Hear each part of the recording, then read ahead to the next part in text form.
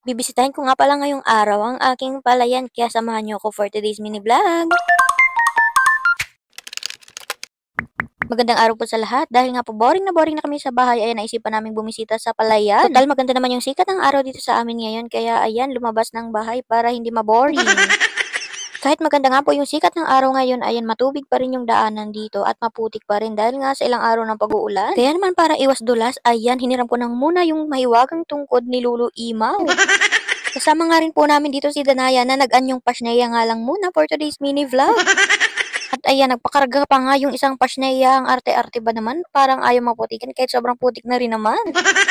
Tamang-tama nga lang yung pag-uulan nitong mga nakaraang araw dahil nga po panahon na naman ng pagtatanim ng palay. Hindi nagagastos ng gasolina o krudo sa pagpapatubig dahil nga po umulan, matubig na yung mga palayan dito. Medyo malayo na nga po yung aming nilakad at hindi pa nga kami nangangalahati sa aming pupuntahan at ayan, medyo pagod ng person. Pero dahil naboboring na nga ako sa bahay, ayan, for the go, sama pa din ng person kahit medyo nakakapagod at exercise na din ito. Ayan na nga guys, sobrang lawak nga ng aking palayan, cherries. Hindi ko yan palayan. Ayan, eto lang yung mga palayan dito na pupuntahan namin. Ang pupuntahan nga pala namin ay yung palayan na inaalagaan ng parents ng partner ko dahil nandun sila ngayon for today's video. Kung napapansin nyo po yung mga nadaanan naming palayan ay meron ng mga tanim at itong pupuntahan namin ngayon ay wala pa po dahil hindi pwedeng mauna itong taniman kasi pag nag-anihan, ang harvester parang madadamage yung mga palay kahit hindi pa man aanihin kaya huli talaga yung tinataniman. Kaya bago pa man mahinog at tuluyang anihin, yung palay doon, ayan, maaani na yung mga nasa unahan na parte dito sa palayan. Grabe, sobrang ganda at sobrang lawak ng palayan dito pero magkakaiba ata yung may-ari at magkakaiba din po yung nag-aalaga ng mga palayan dito. Medyo malapit-lapit na nga po kami sa aming pupuntahan at ito namang pasnayang ito nagpakarga na naman at ayaw lumusong dyan sa putikan. At ito na nga po, nakarating nga po kami dito sa kanilang pahingahan. Dito nga po sila nag-iiwan ng gamit at meron din po ditong upuan. Sobrang lawak at sobrang ganda ng tanawin dito. Dagdag pa yung napaka-preskong hangin. At meron nga rin po dito mga tanim na sili at namumunga na nga rin po pala ang mga ito. Grabe guys, hindi biro yung pagsasaka, yung gastos, yung pagod.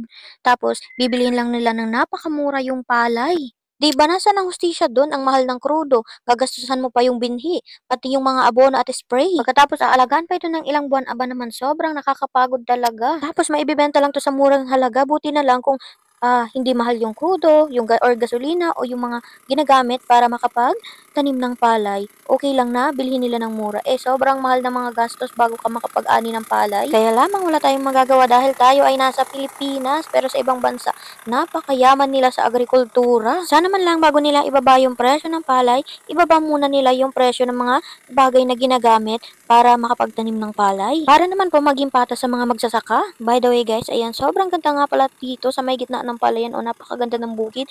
Napakaaliwalas ng panahon ngayong araw at nagtatraktor nga dyan si father-in-law. At may pa nga rin po ay nagkaayaan na nga rin kaming umuwi dito dahil naubos na rin yung krudo ng traktor. At ayan, kahit papaano nawala yung kaboringan namin sa buhay at sinwerte pa nga ako habang naglalakad pa uwi. Yung gilid ng lupa na naapakan ko ay natanggal at ayan, diretso sa putikan yung isa kong paabuti na lang talaga at hindi ako natumba dito guys. At kinagat pa nga ako ng langgam dito kung saan ako pumesto para magugas ng pao. Di ba ang swerte ko naman? Aray ko! So, ayun lamang guys for today's video. Thank you so much for watching. For more videos, kindly subscribe or follow my channel. Bye!